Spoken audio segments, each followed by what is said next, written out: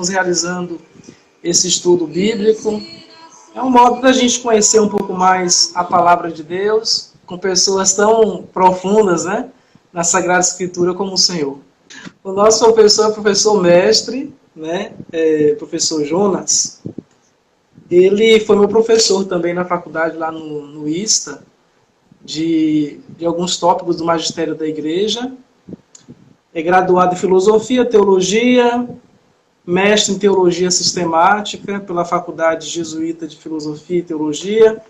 Atualmente, ele é doutorando em teologia sistemática pela Faculdade Jesuíta, na FAGE, tendo sua pesquisa voltada para a Mariologia. Não é à toa que ele escolheu o texto de hoje né, para meditar com a gente, mês mariano, né, Frei? As pessoas estavam querendo uma reflexão um pouco sobre Maria, né, aproveitando esse mês mariano também. Eu queria começar lendo uma oração feita por Edith Stein, Santa Edith Stein, Teresa Benedita da Cruz, que ela coloca o título Fogo de Pentecostes, uma vez que já estamos próximos, né, ao Pentecostes, a semana aí de Pentecostes, nós vamos rezar um pouco esse texto. Diz assim: Quem és tu, luz, que me enches e que iluminas as trevas do meu coração? Tu me guias como a mão de uma mãe, e se tu me largas, não poderei mais dar um só passo. Tu és o espaço que envolve meu ser e o abriga em seu seio. Abandonado por ti, ele desapareceria nos abismos do nada, de onde tu o tiraste para levá-lo ao ser. Tu, mais próximo de mim do que eu de mim mesmo, e mais íntimo que o âmago de minha alma, e, entretanto, inatingível e inefável, fazendo brilhar todos os nomes, Espírito Santo, amor eterno. És tu, o canto do amor e do santo respeito, que ressoa eternamente em redor do trono de Deus, que nele une o canto puro de todos os seres, a harmonia que une os membros à cabeça. É nela que cada um descobre com êxtase o sentido íntimo do seu ser. E cheio de alegria, derrama-se nas tuas ondas. Espírito Santo, eterna alegria. Amém? Muito bem. Pessoal, nós vamos ler o texto do Apocalipse, capítulo 12. Então, você que tem sua Bíblia, pode abrir a palavra. Nós vamos abrir em Apocalipse, capítulo 12, versículo 1 até o 6. Um prazer. Então apareceu no céu um grande sinal. Uma mulher vestida do sol, tendo a lua debaixo dos pés, e sobre a cabeça uma coroa de 12 estrelas. Estava grávida e gritava de dor, atormentada pelo trabalho do parto. Então apareceu outro sinal no céu, um grande dragão cor de fogo. Tinha 7 cabeças e 10 chifres, e sobre as cabeças 7 diademas. Sua cauda varreu a terça parte das estrelas do céu, atirando-as sobre a terra. O dragão ficou parado diante da mulher, que estava para dar à luz, pronto para devorar seu filho, logo que ela o desse à luz. E ela deu à luz um filho varão, que veio para governar todas as nações com cetro de ferro. Mas o filho foi arrebatado para junto de Deus e do seu trono. A mulher fugiu para o deserto, onde Deus lhe tinha preparado um lugar, para que ali fosse alimentada durante 1260 dias. Muito bem. Frei, só para a gente abrir o diálogo, deixa eu colocar alguns pontos aqui que eu escrevi direitinho. Eu acredito que o senhor pode relatar para a gente, de modo assim geral, né, como o senhor a gente tinha combinado, o contexto do livro, até mesmo do Apocalipse, né? E depois já partir para a interpretação de alguns tópicos presentes no capítulo 12. Só lembrando o seguinte, muitas pessoas, quando têm acesso à leitura do Apocalipse, ficam muito confusas. Por exemplo, como o livro trabalha muito símbolos, imagens, sinais, analogia, na verdade, símbolos, analogias, imagens, então isso pode confundir se fazemos uma interpretação de modo muito literal, caindo até mesmo no erro grosseiro de fundamentalismo. Exato. Então, às vezes, né, quando a gente olha o texto do Apocalipse, querendo ou não, tem vários símbolos, né? No texto de hoje mesmo, é o universo disso, né? Aí, por exemplo, eu acredito que a pergunta deve se concentrar quando se narra esses dois sinais. A palavra, por exemplo, sinal, aparece muito no Evangelho de João, né? Porque em João a gente não vê Jesus fazendo milagres, ele faz sinais, né? Então é importante, eu acredito, a gente ver isso aí. Por exemplo, quando a gente olha esse texto, dragão, mulher, quem é esse dragão? Quem é essa mulher? Às vezes a gente pensa assim, é um dragão mesmo? Está se falando de uma mulher mesmo? Enfim, e essas imagens, sol, estrela, chifre, é um monte de imagens que a gente fica, às vezes, povoando assim, né? Então a gente pode partir assim, nessa indagação inicial. Excelente. De fato, é um dos textos que todo do Apocalipse que mais usa da imagem simbólica. Porque também era o contexto daquela época, não é? Era o contexto que estava ao redor da produção desse texto e fez com que ele alcançasse os seus leitores. O livro do Apocalipse é um dado interessante, ele não foi feito para uma leitura individual, ele é feito para uma leitura na Assembleia Litúrgica. Enquanto um texto para a Assembleia Litúrgica, ou seja, para a interpretação da igreja, deixa eu tirar aqui o som. Enquanto para ser lido na Assembleia da Igreja, para a comunidade, ele fazia com que os seus ouvintes entendessem cada símbolo de acordo com aquilo que estava acontecendo. Quando você fala das interpretações de hoje, né, o Apocalipse é um livro que causa, não sei, medo nas pessoas. As pessoas tinham medo, revelações daquilo que vai acontecer e tudo mais. Enquanto para muitos que desconhecem o livro, é um texto que soa como ameaças, para as pessoas que ouviam daquele tempo era um sinal de esperança, era uma carta de alegria, porque elas interpretavam o texto no seu contexto. E aí a gente volta, né, ao tempo da produção desse livro, da Bíblia, primeiramente lembrando que quando nós falamos do Apocalipse, nós falamos do último livro da Bíblia. Porque existe o gênero literário apocalíptico, que nós poderíamos dizer que ele parte do livro de Daniel, que é um livro, que é um apocalipse que nós temos no Antigo Testamento, vários trechos do Novo Testamento, por exemplo, capítulo 13 do Evangelho de Marcos, né? Muitos chamam esse capítulo 13 do Evangelho de Marcos, inclusive, um pequeno apocalipse, por causa do tamanho, não por causa da importância. Também nas cartas de Paulo teremos literatura apocalíptica, como 1 Tessalonicenses 4, 1 Coríntios 15, ou seja, é uma literatura apocalíptica transversal, que parte do livro de Daniel até o último livro que recebe o nosso nome, esse nome, ou o livro da revelação, ou revelações. Seria uma tradução da palavra Apocalipse. E o contexto, não é, que nos ajuda a entender muito bem esses sinais. Quais são? Qual é o contexto? Ele foi escrito mais ou menos no ano 95. Como é que a gente data o livro do Apocalipse no ano 95? Por causa da perseguição de Domiciano. O livro foi escrito nos 2 últimos anos da perseguição de Domiciano. Se Domiciano morre no ano 96, então julga-se que ele foi escrito nesse ano de 95. E o contexto é de perseguição, porque Domiciano, ele implantou uma coisa no Império Romano que se tinha um culto ao imperador e tudo mais, mas ele foi muito além da ideia desse culto, da prática desse culto ao imperador. Por exemplo, ele se obriga a ser chamado de Senhor e Deus. E em muitas cartas dele, ele traz para si essa expressão, que ele, enquanto imperador, é Senhor e Deus. E, por exemplo, se a gente pensar em Éfeso, né, que é uma cidade que está perto da cidade de Patmos, por exemplo, de onde foi as visões, né, de João, que teve essa visão do Apocalipse.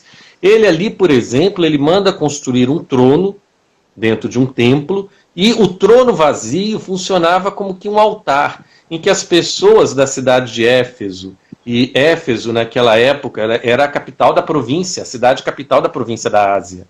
Então, nesse sentido, essa presença desse trono vazio funcionava como que um altar, em que as pessoas, sob o Império Romano, eram obrigadas a prestar adoração ao imperador. E aí a gente já pensa a situação dos cristãos.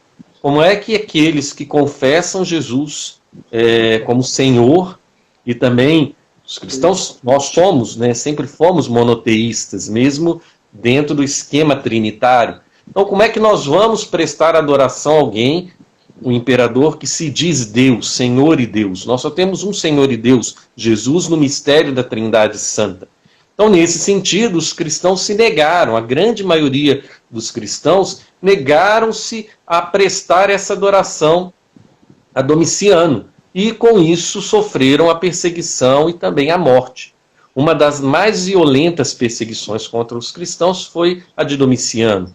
Então, nesse sentido, quando a comunidade cristã se vê perseguida por alguém, pelo imperador romano, e toda essa violência e morte desencadeada como ela, de repente nasce um texto cifrado, um texto simbólico, de modo que as pessoas, quando tomavam aquele texto, elas se enchiam de esperança, porque naqueles símbolos elas percebiam, primeiro, a história do povo de Deus. Elas se viam como membros do povo de Deus, por causa dos elementos simbólicos que ali estavam. Esses mesmos elementos retratavam toda a situação de perseguição do império, do governo de Domiciano, contra as igrejas perseguidas em situações particulares. Por exemplo, quando fala o anjo está se falando do bispo daquela igreja, que cuidava daquela igreja. Ou seja, eram cartas de esperança, cifradas numa linguagem simbólica, de modo que as pessoas pudessem ver ali a perseguição do Império Romano, vendo realidade de sofrimento, mas encontrarem esperanças. E onde está essa esperança? Aí, de novo, a dimensão simbólica. O Apocalipse, ele joga, quanto elementos fundamentais, as realidades cósmicas e humanas. Então, é um grande cenário cósmico em que os elementos, o céu, a lua, as estrelas, o sol, todo ele se prepara como um grande cenário literário para a compreensão da realidade dos seres humanos perseguidos. Então são os grandes polos simbólicos, o cosmos e a humanidade. E nesse cenário simbólico, nós encontramos, por excelência, o capítulo 12 do Apocalipse, que é cheio de sinais, cheio de símbolos. Porque assim, se a gente não ter todo esse embasamento de contexto histórico, às vezes nós ficamos somente, como alguns fazem essa interpretação, como é um livro de revelação, então está revelando a destruição do mundo, o mundo que vai acabar. Na verdade, é aquilo que os cristãos estavam passando, a experiência que os cristãos estavam realizando, né? Naquele momento eram as perseguições, né? Então, um modo bem enfático que eles tinham de dizer que o imperador era realmente carrasco. Que imagem utilizar para isso, né?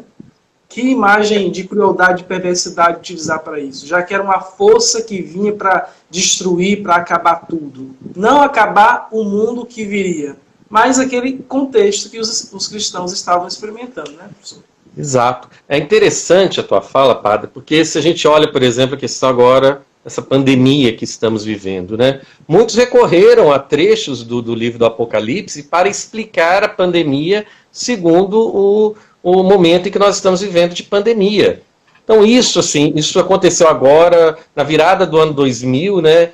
Nós tivemos também muitas interpretações apocalípticas tiradas do texto, interpretações numéricas, inclusive, que apontavam para o fim do mundo. O texto do Apocalipse, de fato, ele é um texto escatológico. Ele está dizendo para nós que toda essa realidade que eles viveram de sofrimento será transformada, toda a realidade será transformada num novo céu e numa nova terra. Está falando, sim, da renovação do mundo, mas não quando nós tomamos a casa. Como temos algumas pessoas aqui, gostaria de entender um pouco mais, só dá um aprofundamento um pouquinho nessa palavra escatologia. Ótimo. Escatologia quer dizer o último, sobre as últimas coisas. O último não enquanto aquele que ficou lá para trás, o último, né? Mas o último como o sentido de todas as coisas, o sentido escondido. O último como a finalidade de todas as coisas. Se a gente fosse pegar uma palavra grega, seria o telos, a razão para o qual todas as coisas remetem. Então, quando nós falamos que o Apocalipse ele é um livro escatológico, é um livro que parte da realidade, do hoje que aquelas pessoas estavam vivendo, e aponta para uma esperança futura. Ele diz para todo leitor de todo tempo, para aquela comunidade na sua linguagem, para nós interpretando essa linguagem. Existem situações em que nós nos achamos perdidos, nos achamos quase que esmagados pelo mal. Imagina a imagem de um dragão, não é? Como é do Apocalipse 12. É uma imagem imensa, uma imagem terrível. E o que é ao lado desse dragão, senão uma mulher grávida? Uma expressão que parece frágil, mas não é. Então, ele está dizendo isso para nós nos sentimos como que numa situação de fragilidade diante dessa besta. Mas a última palavra pertence a Deus, né? E essa palavra é aquela que ele renova todas as coisas, ele constrói um novo céu, uma nova terra, nos promete uma nova Jerusalém. Então essa é a ideia do Apocalipse, precisamente aplicada aqui no livro da escatologia, não é aplicada no livro do Apocalipse. E quem é a mulher? A mulher, né? A mulher vestida de sol, que expressão belíssima, não é? Belíssima, a mulher cheia de detalhes importantes, como o senhor retratou, né? Esses já astros aí que giram em torno dela, né? Lua debaixo dos pés, revestida de sol, coroa de 12 estrelas, enfim, né? Todos os símbolos que revestem a mulher, como vestido de sol, a coroa de 12 estrelas e tudo mais, remete ao povo de Israel. Então, numa primeira interpretação, a mulher vestida de sol, na interpretação mais antiga, digamos, mais ligada ao contexto, a mulher é o povo de Israel. Por que vestida de sol? Vestida de sol por causa da dignidade da aliança. Vamos lembrar do Monte Sinai, quando foi feita a aliança, em que ele está pegando fogo, ele está fumegando. Então, o lugar da aliança é o lugar da manifestação da glória do Senhor. Vamos lembrar da tenda, a Shekinah, a presença de Deus, a glória de Deus que enche o lugar onde a tenda está. Então, falar da mulher vestida de sol é trazer uma linguagem do Antigo Testamento que vai lembrar a mulher está cheia da glória de Deus. E onde está a glória de Deus? No povo de Israel. Só que quando nós aqui falamos do povo de Israel, é porque nós estamos no período do nascimento do cristianismo, não é? Então traz toda a compreensão de que os cristãos é o novo Israel, é o novo povo de Deus. Então, na primeira interpretação, o povo de Deus. E essa mulher está grávida. Olha que interessante. O nascimento desse filho, dessa mulher, que é o próprio Cristo, em meio a dores, é o povo de Israel, porque o Cristo veio do povo de Israel, em meio a dores, em meio a sofrimentos do povo. Que não vamos pensar que a perseguição, o sofrimento só veio com o Apocalipse. No tempo da encarnação do Verbo também já existiam essas realidades. Então, mais do que o nascimento de Jesus, aliás, o Apocalipse, quando fala do nascimento dessa criança, ele não se refere ao Natal do Senhor. Ele se refere à ascensão, à glória do Senhor que se apresenta como Messias. O Messias que emerge, que nasce do meio das dores do povo de Israel. A primeira interpretação dessa mulher é o povo de Israel. Por isso ela vem coroada de 12 estrelas. O povo de Israel vem coroado com todas as tribos de Israel. É a expressão do povo de Deus e uma expressão feminina. Porque o povo, na linguagem bíblica, ele é sempre apresentado como a esposa de Deus. Deus fez uma aliança esponsal com o seu povo. Então, ela é tanto esposa quanto mãe. Mãe porque o Messias é gerado do povo de Israel. Então, nesse sentido, a mulher vestida de sol com 12 estrelas, tendo a lua debaixo dos pés, é uma expressão belíssima, porque está dizendo que o tempo agora, porque eles estão no calendário lunar, não no calendário solar, o tempo não é um tempo cronológico, não é uma contagem de dias em que se pensa o Império Romano, a partir de impérios e imperadores. A contagem agora é cairológica, é o tempo da graça. Por isso que o tempo, representado na lua, num primeiro momento, está aos pés dela. E nós não estamos vivendo o tempo do imperador.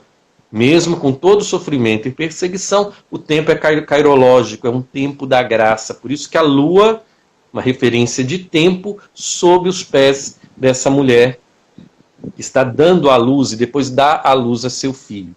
E aí vem depois ainda uma segunda interpretação que é quase que imediata. Se nós somos o povo de Deus, quem é essa mulher? É a própria igreja. Então, na primeira e mais antiga interpretação, o povo de Israel. Do povo de Israel nos vem o Messias. Mas onde está o Messias? Ou quem é o povo messiânico agora? O verdadeiro e novo povo de Israel? A igreja de Jesus, a igreja que nasce do movimento apostólico, apresentando e pregando Jesus. Então, desse nascimento de Jesus, também na igreja, enquanto o povo de Deus, é que os santos padres vão desenvolver as primeiras interpretações desse texto, numa vertente eclesiológica. E essa vertente eclesiológica, nós vamos caminhar com ela até o século IV. Quando nós chegamos no século IV, aí sim, com as contribuições de Santo Ambrósio, nós vamos dizer, essa mulher também é Maria. Também porque Santo Ambrósio, ele inaugura, no seu ensinamento mariológico, como é que nós podemos dizer? Uma norma mariológica que diz o seguinte: tudo aquilo que você fala da igreja pode se aplicar a Maria e vice-versa. Então, por exemplo, nós podemos dizer que a igreja é nossa mãe, que Maria é nossa mãe também, e vice-versa. A virgindade da igreja, a virgindade de Maria, o estado imaculado da igreja, a Imaculada Conceição de Maria.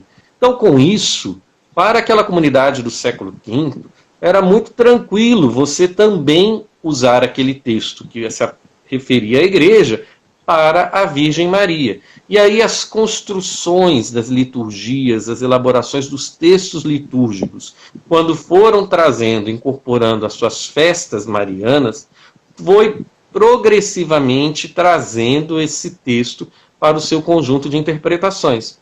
Por exemplo, no século VI, nós vamos começar o ciclo de devoções à Dormição, à Assunção de Nossa Senhora.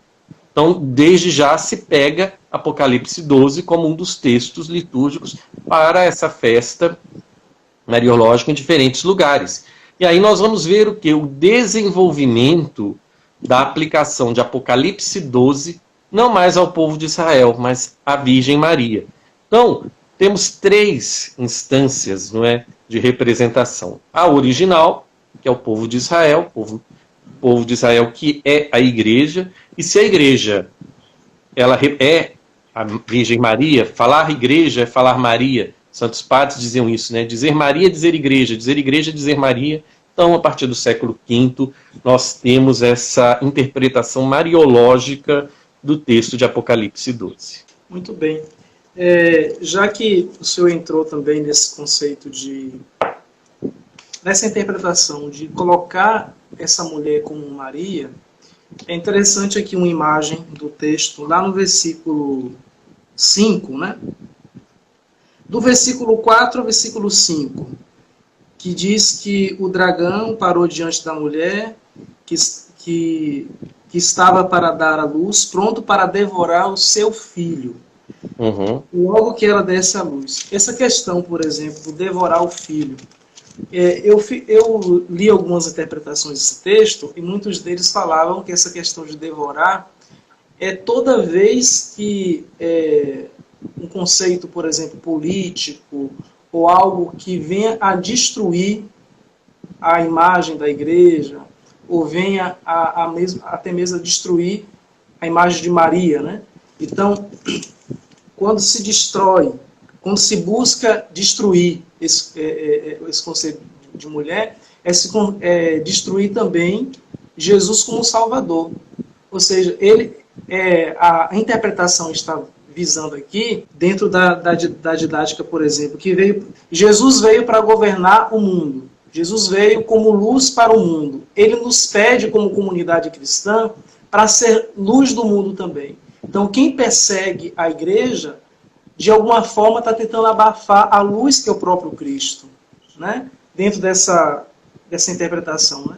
Então, Jesus sendo a luz que é dada ao mundo, a igreja que é convidada a oferecer essa luz para o mundo, ao mesmo tempo é perseguida por isso.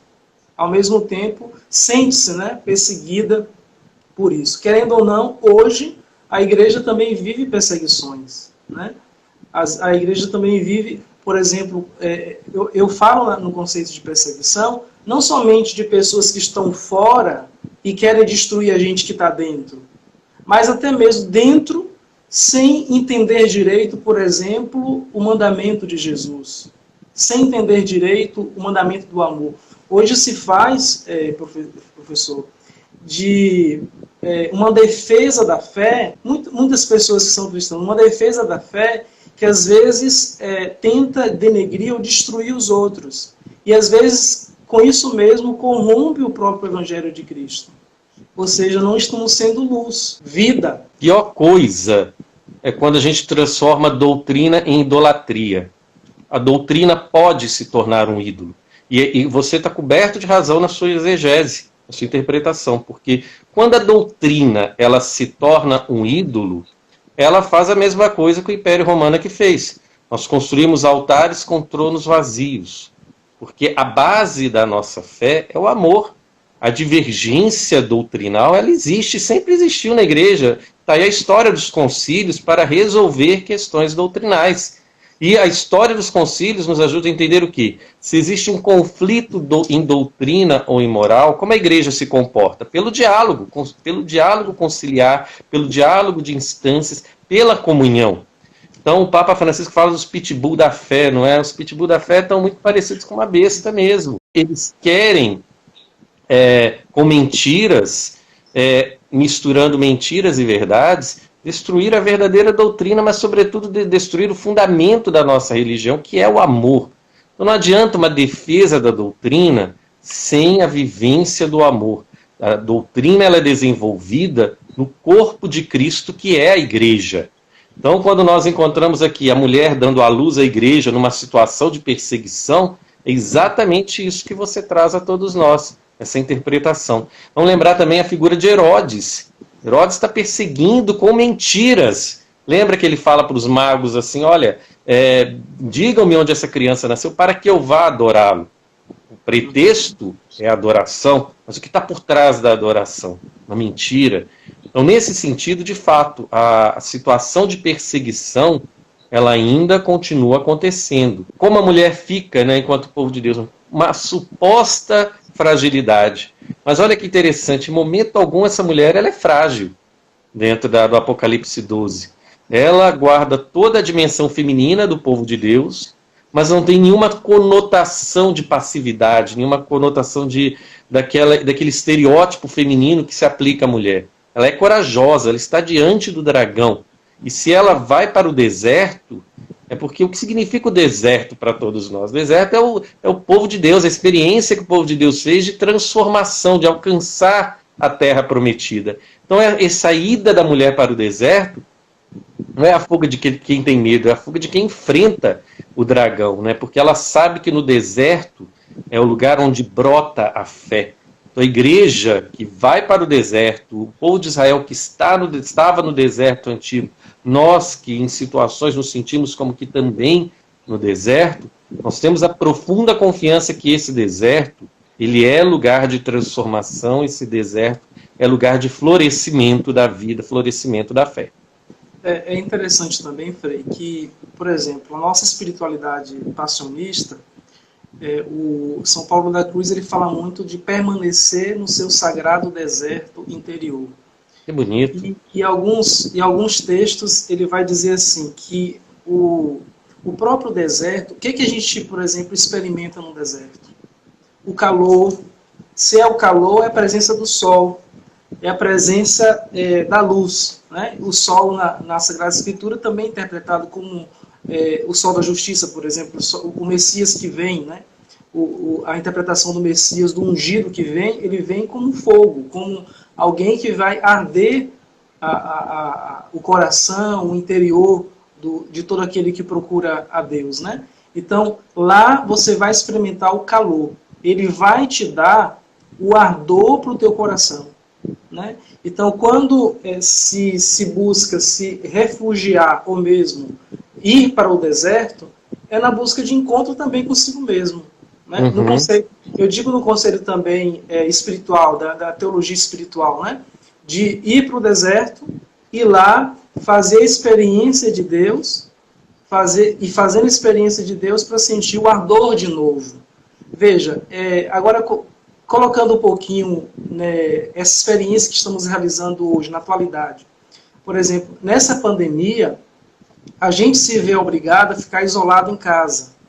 A gente se vê obrigado a ficar, por exemplo, pessoas que são da atividade, né, são muito imperativas, estão angustiadas ao tremendo, né? Ou seja, a gente já fica com aquela questão de sair de casa, de sair porque eu estou angustiado, estou triste e assim por diante. A gente aguenta pelo menos uma semana.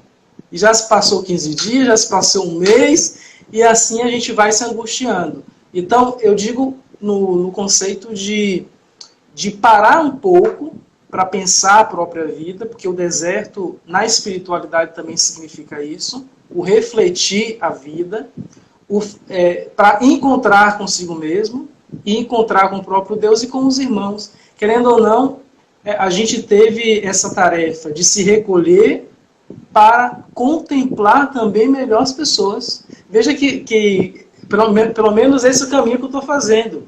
Às vezes, quando a gente é de vida religiosa consagrada, então, na vida comunitária, eu sou pároco, né? Então, com a atividade pastoral, com tantas atividades fora, às vezes a gente não contempla o rosto do irmão em casa.